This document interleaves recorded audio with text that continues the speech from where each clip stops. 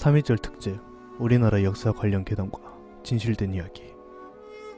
세 번째 이야기, 고려장의 진실.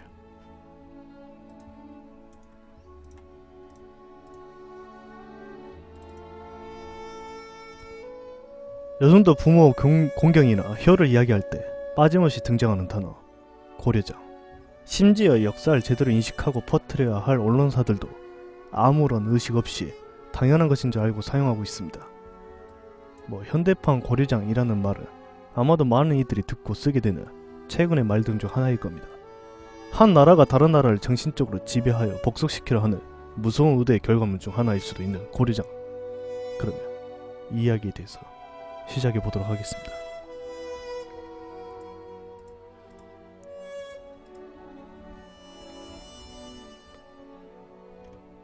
고려장은 늙은 부모를 내다버리는 풍습.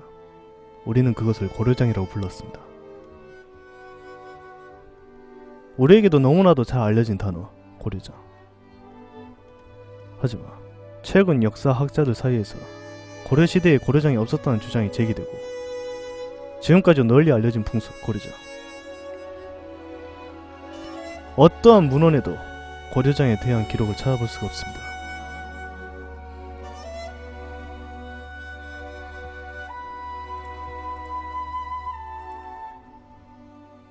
고려시대 당시 장례 방식은 매장, 화장, 풍장이 있었다고 하며 지체가 높은 고인들의 매장 시에 고인과 관계되었던 물건들을 같이 묻는 순장이라는 매장 방식이 많이 알려져 있었다고 합니다.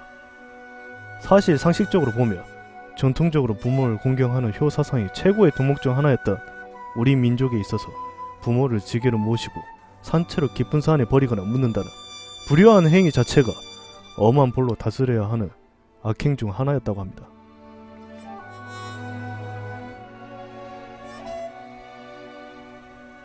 실제로 부모를 내다버린 악습에 대한 이야기는 설화 또는 전해져 내려오는 이야기로만 존재하였습니다.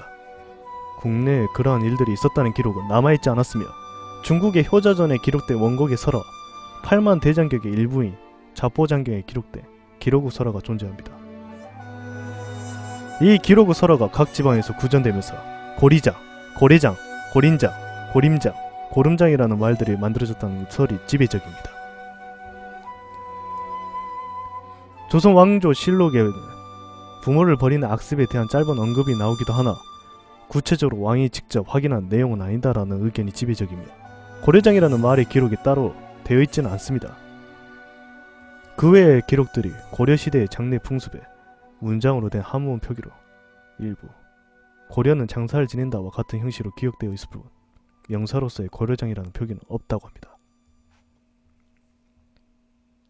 역사적으로는 원래 없던 이런 폐륜적인 행위가 그런 용어가 처음 나타나기 시작한 것은 일제강점기 시절에 일본에 거주하던 선교사 그리피스라는 사람이 1882년에 쓴 운둔의 나라 한국이라는 책에 처음 퍼뜨렸다는 설이 지배적입니다. 그리고 그 이후 일본인 교사 미와 타마키가 쓴 전설의 조선, 조선 총독부가 발간한 조선 동화집의 기록이 나타납니다. 고려장이라는 말이 왜 일본인들의 외국인들을 통해 처음 나타나게 되었는지 그 저희를 두 가지 추정해 볼 수 있습니다. 그 하나는 한국인들의 자존감을 떨어뜨려 나약하게 만들어 쉽게 통치하려고 했던 것. 또 다른 하나는 당시 순장이라는 매장 방식을 통해 무덤에 묻힌 수많은 유골들을 도굴하기 위해 무덤에 묻힌 고인들을 고려장과 같은 폐륜을 저지른 사람을 매도하는 데 이용했다는 설도 있습니다. 결국 앞뒤의 정황상 일본이 조선을 열등국으로 몰아서 통치 구도를 쉽게 가져가는데 어떤 식으로든 이용해보려는 의도가 있지 않았을까 하는 추측을 하기에 충분한 가능성이 있지 않나 하는 생각을 하게 됩니다. 결과적으로 보면 이러한 내용들은 일반적으로 전파로 인해 1963년에는 김기현 감독 감볼의 흑백영화 고려장이라는 제작 발표가 되었었습니다. 일본에서는 이마무라 효세이 감독의 1982년작 마라야마 부시코라는 영화가 방영된 적도 있습니다. 심지어 이 영화는 감독이 20년간 노력해서 3년간의 촬영을 통해 만들어진 역작이라고 합니다.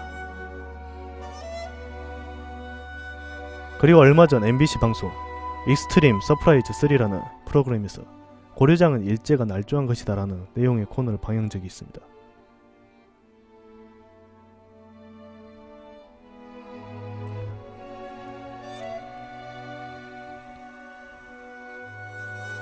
한 TV 프로그램 방송 내용처럼 일제가 식민 통치를 위하여 설화상으로만 존재하던 고려장이라는 말을 구체하고 우리의 정신에 영향을 미치게 한 의도가 있었다 또는 아니다라는 말을 하기 전에 초등학교 교과서의 수록 내용에서 우리에게 이런 나쁜 풍습이 있었다라는 뉘앙스의 내용을 게재하면서 설화상으로 존재하는 이야기들을 아이들에게 알려야 하는가 라는 의구심이 마음속에 자리 잡는 것은 어쩔 수가 없습니다.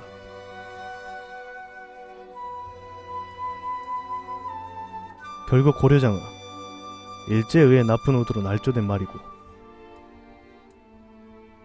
풍부한 자료와 학식을 가지신 저명한 역사학자가 나서서 고려장에 대한 역사적 진실이 무엇인지를 한 번쯤 제대로 파헤쳐서 제대로 발표해 주시면 어떨까 하는 생각을 해봅니다. 그리고 역사를 바로 알고 올바로 해석하고 기록하는 것은 후손의 사명이며 설화로만 존재해오던 이야기를 과연 어린이 교과서에 수록하는 것이 바람직한지에 대한 물음표를 던져보고자 하는 겁니다.